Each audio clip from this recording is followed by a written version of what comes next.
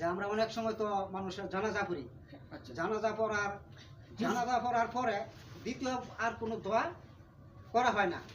তো কিছু লোক দোয়ার পক্ষে আছে যে না মৃত্যু ব্যক্তিকে জানাজার পরও আবার কাতার ভেঙে দোয়া করে। আচ্ছা আবার কোনো লোক আছে যে না এটা জানাজাই তো দোয়া, আর কি আর কিসের দোয়া। আচ্ছা। তাহলে এই সম্পর্কে আপনার কাছে একটু জানতাম।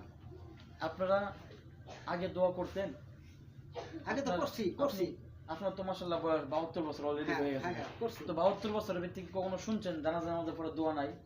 ওখান বর্তমানে দেখতেছি যে কিছু কিছু আলেমুলার আছে যারা কইতেছে না জানাজাই তো দোয়া, আর কিসের দোয়া। তা আগে তো আমরা দোয়া পড়ছি, জানাজার পরেও দোয়া পড়ছি। আচ্ছা ওনার জন্য মৃত্যু ব্যক্তির জন্য দোয়া করা হয়েছে। তো ওখানে আবার নিষেধ করা হইতেছে যে আর দোয়া লাগতো না। আচ্ছা, তাহলে ওনার কোনো দোয়াটা করলে ক্ষতি হয় কি?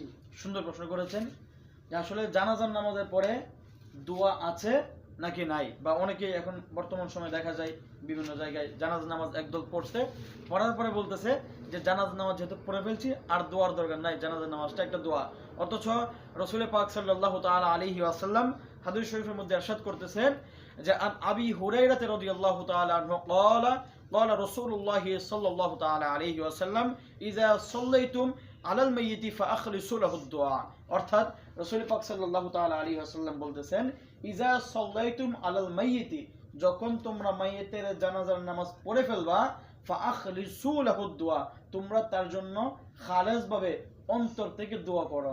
এখন জানাজা নামাজ পড়ার পরে আমরা যারা কাতার ভেঙ্গে আহলুস সুন্নাত ওয়াল জামাতের মত হচ্ছে জানাজা নামাজের পরে কাতার ভেঙ্গে সবাই মিলে ওই মাইয়িতের জন্য দোয়া করবে। এটা রাসূল পাকের হাদিস দ্বারা প্রমাণিত, রাসূল পাকের হাদিস দ্বারা প্রমাণিত, কোনো মন গড়া কোনো কার্যক্রম না। রাসূল পাক বলতে আছেন যে ফাআখলিসু লাহুদ দুআ, তোমরা ওই মাইয়িত ব্যক্তির জন্য খালেসভাবে অন্তর থেকে দোয়া করো। এখন বলেন যারা জানাজা নামাজের পরে দোয়া করতে চায় না তারা কি আসলে মূলত হাদিস মানলো?